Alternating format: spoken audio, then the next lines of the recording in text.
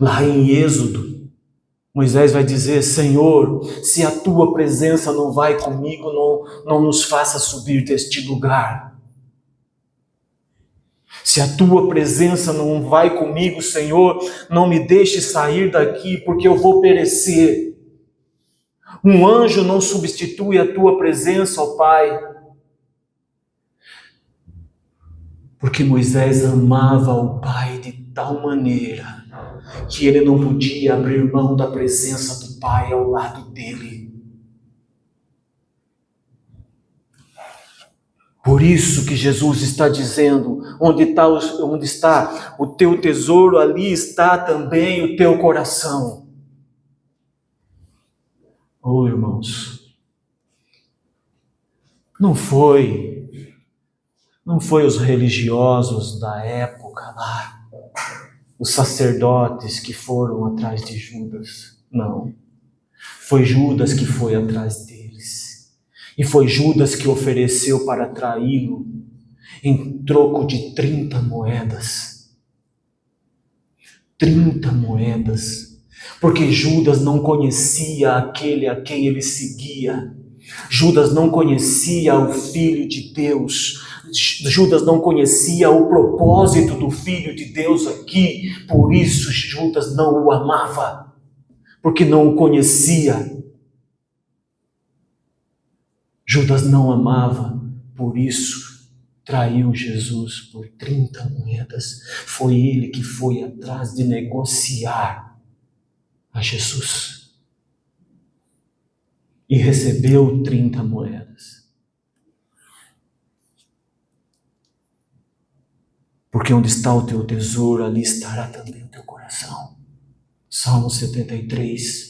Asaf começa a desviar o seu olhar para os ímpios, que se enriquecem aceleradamente, de diversas maneiras. Como é o mundo hoje, não é diferente, sempre foi assim.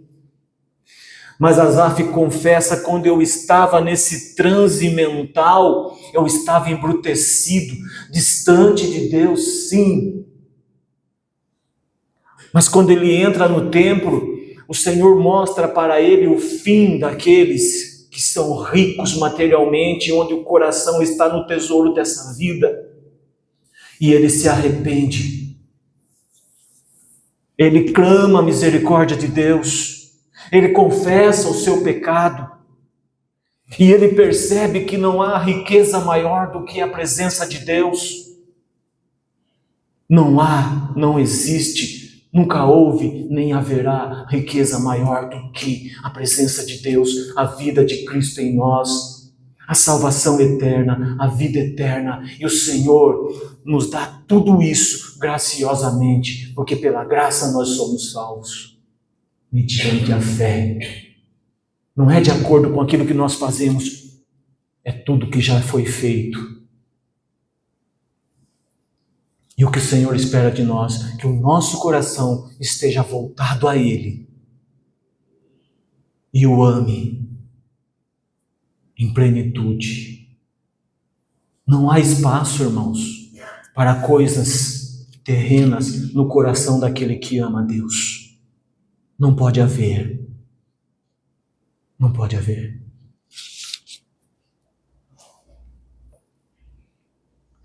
Mas como que eu posso amar a Deus?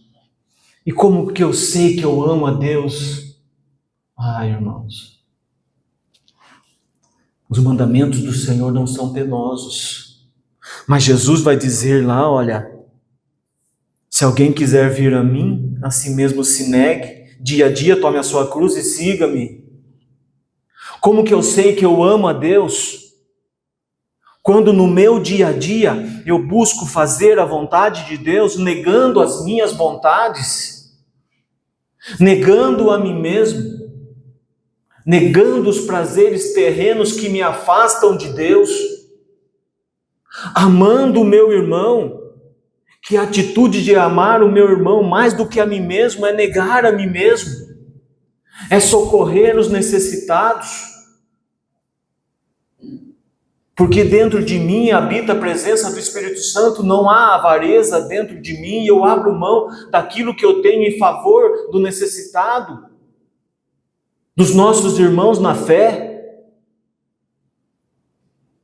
E aí eu percebo que eu amo a Deus, porque a minha vontade não está sendo feita, mas a vontade de Deus está sendo feita através de mim, porque não sou mais eu que vivo, é Cristo que vive em mim, e aí eu tenho plena certeza que eu amo o Pai. E o Pai faz a sua obra através de nós, porque a nós foi dado anunciar a palavra de Deus, como aqueles irmãos hoje de manhã, na sua caminhada ali, orando e falando do amor de Cristo, orando e falando do amor de Cristo.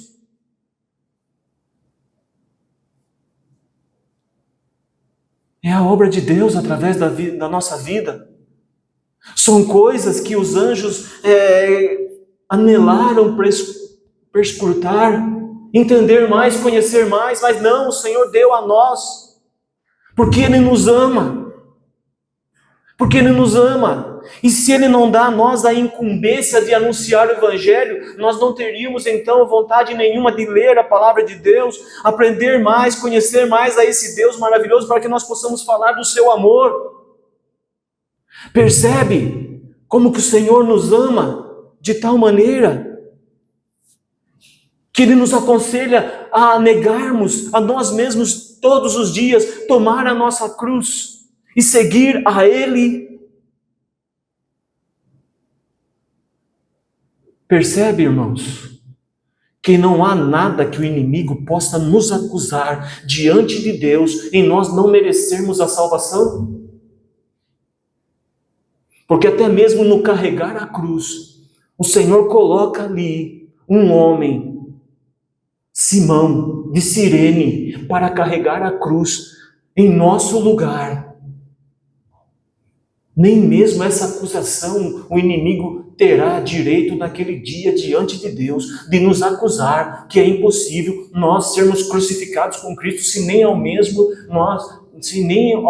nós carregamos a nossa cruz. Porque ali literalmente Simão nos representa como pecador, carregando a cruz que seria dele, mas o Senhor toma o nosso lugar lá na cruz, porque Ele nos ama.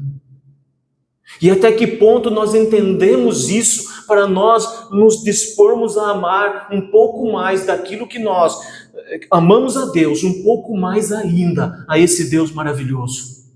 Porque o mandamento do Senhor é esse, que nós temos que amar a esse Deus de todo o nosso coração, de toda a nossa alma, de todo o nosso entendimento, de toda a nossa força. Percebe que não há espaço para hipocrisia na vida do cristão.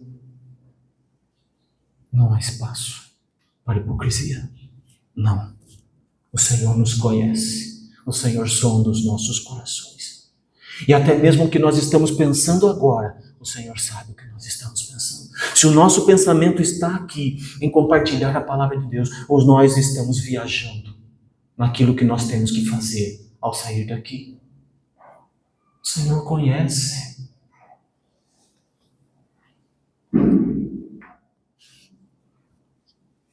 Sabe, irmãos, quando eu amo a Deus, aí eu paro e presto atenção no que diz em 1 Coríntios 10, 23. Portanto, quer comais, quer bebais, ou façais outra coisa qualquer, fazei tudo para a glória de Deus. Tudo para a glória de Deus. No meu trabalho, o meu trabalho tem que ser para a glória de Deus. Ao me deitar, o meu deitar tem que ser para a glória de Deus. O meu levantar tem que ser para a glória de Deus. O café da manhã que eu tomo, eu tenho que dar glória a Deus, tem que ser para a glória de Deus. Tudo aquilo que eu venho a fazer no decorrer do meu dia a dia tem que ser para a glória de Deus. E quando eu percebo que tudo que eu faço é para a glória de Deus, então eu percebo que eu amo a Deus. É difícil? Não é. Não é difícil. Mas às vezes nos falta força física, vontade.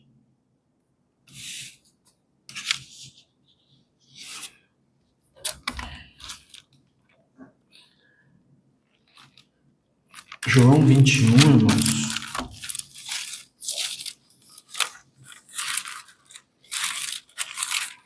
João 21 é maravilhoso. Essa palavra de Deus, ela é tão maravilhosa que Pedro está ali diante do Senhor, ali, eles estão se alimentando ali. Jesus está ali na praia, eles estão se alimentando, tudo. Mas tem um momento íntimo em Jesus e Pedro ali, que é tão maravilhoso. Pedro, aquele que traiu, Pedro traiu 3 vezes, aquele que desanimou de tudo, achou que para ele não tinha mais esperança, ele fala, olha, eu vou pescar. Ele esquece de tudo lá atrás. Aquele que ama a Deus não pode esquecer tudo que o Senhor fez por nós. Não, nós temos que trazer à memória aquilo que nos dá esperança. Está lá em Provérbios. O cristão não pode esquecer que o Filho de Deus se entregou ali na cruz e Deus, o Pai, o matou ali para que através da morte dele nós tivéssemos vida. E vida em abundância, vida eterna com ele. E Pedro esquece que lá atrás Jesus havia dito a ele, você não será mais pescador, você vai ser agora pescador de homens. Mas ele traiu. Para ele não há mais esperança, ele fala, eu vou pescar, eu vou voltar na minha vida pregressa, eu vou fazer aquilo que eu fazia antes de conhecer a Cristo. Porque quando ele conhece a Cristo, ele deixa tudo. Ele deixa tudo. A prosperidade vai dizer que não, que foi a maior pesca que ele fez em toda a sua profissão de pescador, e ele vai ao mercado, ele vende tudo, pega o dinheiro e daí vai seguir a Cristo. Não. É heresia, é distorção da palavra. A prosperidade diz isso. E eu já vi e ouvi. Pedro não vai ao mercado vender tudo que ele pescou, não.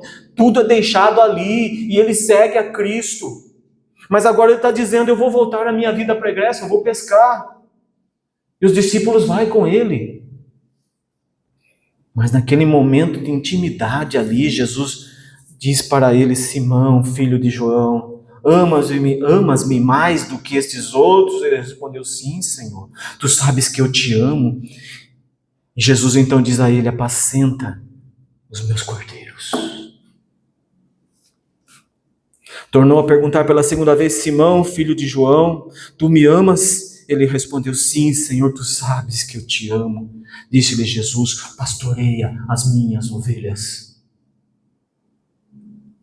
Pela terceira vez lhe perguntou, Simão, filho de João, tu me amas? Pedro entristeceu-se por ele lhe ter dito pela terceira vez, tu me amas? E respondeu-lhe, Senhor, tu sabes todas as coisas, o Senhor me conhece mais do que eu mesmo, o Senhor sabe que eu te amo.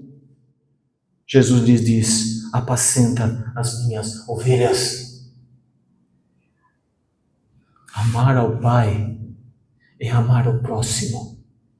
E saber que o próximo é uma ovelha do rebanho de Cristo, que é o nosso sumo pastor, chamada igreja. O nosso irmão é um membro do corpo ao qual nós fazemos parte, o corpo de Cristo na terra, o qual ele é a cabeça.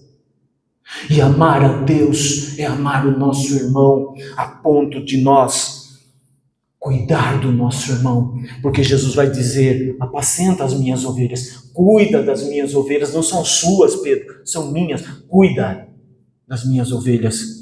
E pela segunda vez Jesus diz, você me ama, então pastoreie as minhas ovelhas, são minhas ovelhas, alimente-as. Alimente, Pedro, as minhas ovelhas.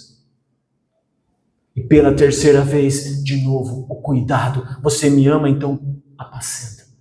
Cuida das minhas ovelhas. Se você me ama, cuida das minhas ovelhas. Quando eu percebo que eu amo ao Pai, é porque eu amo o meu irmão, a ponto de cuidar do meu irmão, de suprir as necessidades do meu irmão em todas as esferas, quer material, nas suas necessidades, quer espiritual, com as orações e a palavra de Deus, então eu percebo que eu amo ao Pai, porque eu amo aqueles que são chamados segundo o propósito dele, assim como eu, e fazem parte do mesmo corpo que eu faço parte, que é o corpo de Cristo, que é a igreja. Nós temos praticado isso, irmãos. Nós temos agido assim para que nós possamos dizer com toda a nossa convicção que nós amamos o Pai? Nós podemos dizer que nós conhecemos a Deus e nós o amamos? Como que nós conhecemos a Deus? Na superficialidade ou na profundidade? Porque lá em Romanos vai dizer, Romanos 8, que nada nos separa do amor de Cristo, do amor de Deus em Cristo Jesus. Nem a vida, nem a morte, nem a altura, a profundidade, a largura, nada nos separa do amor de Deus em Cristo Jesus. Mas nós conhecemos a Deus na altura, na largura, na profundidade, com toda a nossa vida, mesmo em face da morte, nós podemos dizer que nós conhecemos e amamos a Deus? Nós o conhecemos? Vale a pena refletir. Mas Deus é bom. Irmãos, acho que é isso. Mas tem um pouquinho mais. Percebe lá em Lucas 7, quando Jesus está na casa de Simão, e aquela pecadora entra e unge a Jesus. Eu vou ler para nós encerrarmos, irmãos.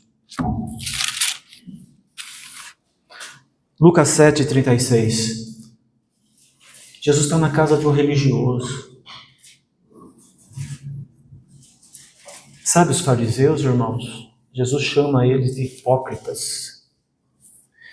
Vocês alargam os seus filactérios para se mostrarem aos demais que vocês é que têm a palavra de Deus, que vocês é que amam a Deus, que são vocês que têm a salvação, que são vocês que conhecem a palavra de Deus. Os filactérios são aquelas caixinhas que eles colocavam na fronte ou nos seus braços. Ali continha versículos da palavra de Deus. E eles aumentavam o tamanho daquilo ali para se parecerem e serem vistos como aqueles que cumpriam a lei. Mas Jesus chama eles de hipócritas. Convidou um dos fariseus para que fosse jantar com ele. Jesus, entrando na casa do fariseu, tomou lugar à mesa.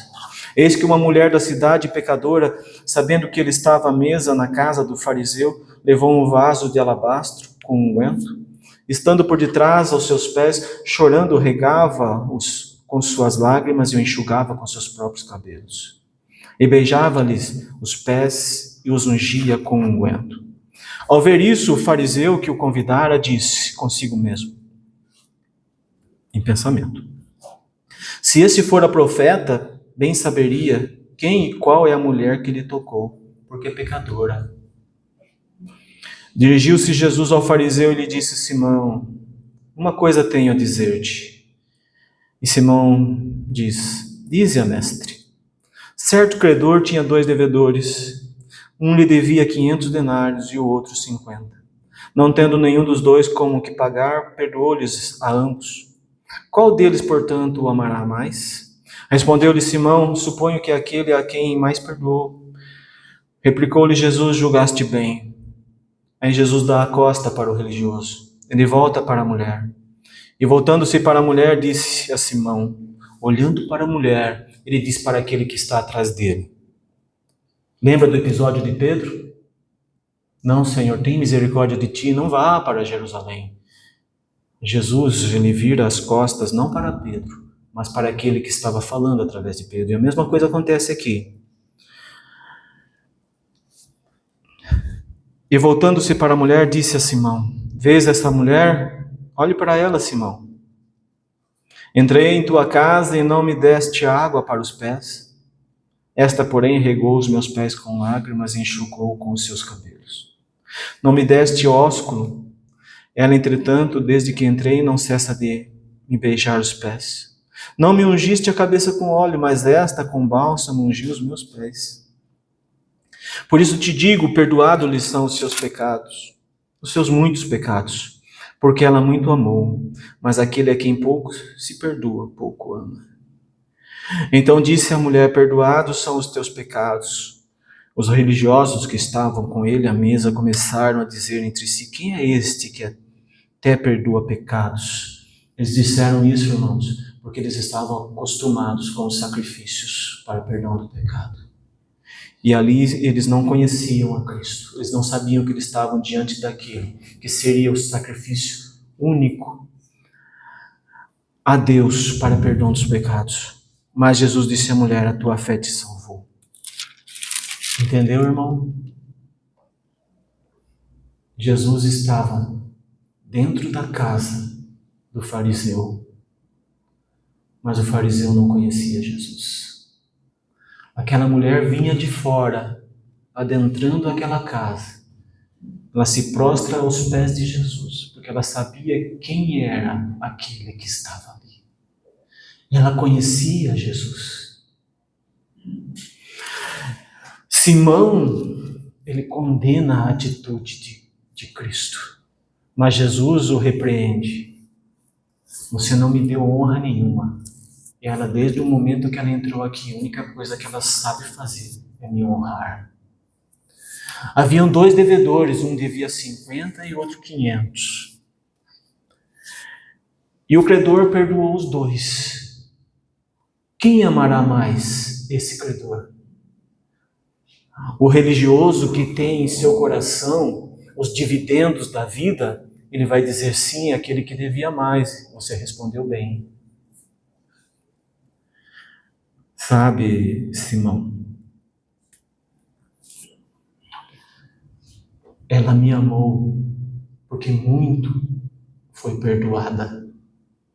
Você, alicerçado na sua religião e aquilo que você faz, você pensa que você tem méritos diante de Deus. E você não tem pecado nenhum. Por isso que você não me ama. Porque você não me conhece. Mas ela me conhece. Por isso ela me ama. Você, Simão, é aquele que devia só 50. Ela é aquela que devia 500. Se você se arrepender, Simão, você também pode ser perdoado. Mas ela se arrependeu. Ela muito foi perdoada. Por isso que ela muito me ama. Porque ela me conhece. Você não. A religião te torna cego, Simão. Sabe, irmãos?